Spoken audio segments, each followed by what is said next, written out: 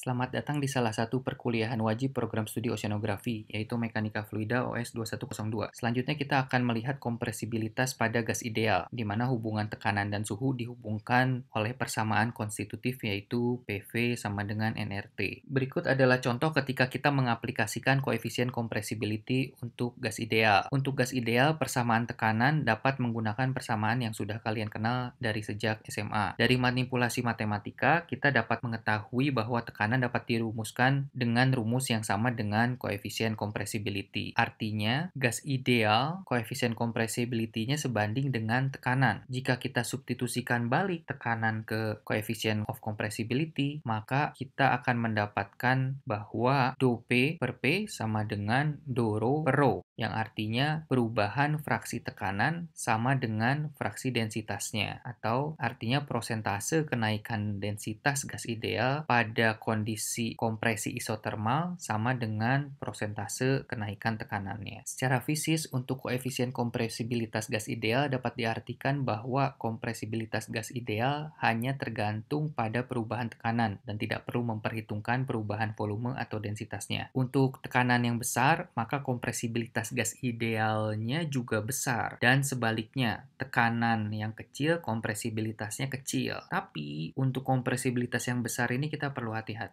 Pada tekanan yang besar yang menyebabkan kompresibilitas besar, ini tidak berarti gas ideal menjadi gas yang incompressible. Artinya dibutuhkan kompresibilitas yang besar, tekanan yang besar untuk menekan. Jadi bukan berarti gas ini incompressible. Nah, besarnya di sini itu relatif terhadap kompresibilitas yang kecil pada tekanan yang kecil. Karena kompresibilitas gas ideal yang besar masih sangat jauh lebih kecil dari kompresibilitas air yang nilainya 2,15 kali 10 pangkat plus 9 Newton per meter persegi gitu ya. Jadi beda jauh dengan kompresibilitas gas. Nah, contohnya untuk udara pada tekanan 1 atmosfer dibutuhkan kompresibilitas 1 atmosfer juga, dan pengurangannya itu 1% volume. Nah, itu akan menghasilkan pertambahan tekanan atau delta P sebesar 0,01 atmosfer. Sedangkan kalau ruangannya atau lingkungannya itu tekanannya itu udah besar ya, tekanan 1000 atmosfer yang artinya kompresibilitasnya juga 1000 atmosfer, maka pengurangan volume hanya 1% ya, itu dapat diperoleh dengan perubahan tekanan 10 atmosfer, delta P-nya 10 atmosfer. Sehingga dapat dikatakan bahwa pengurangan volume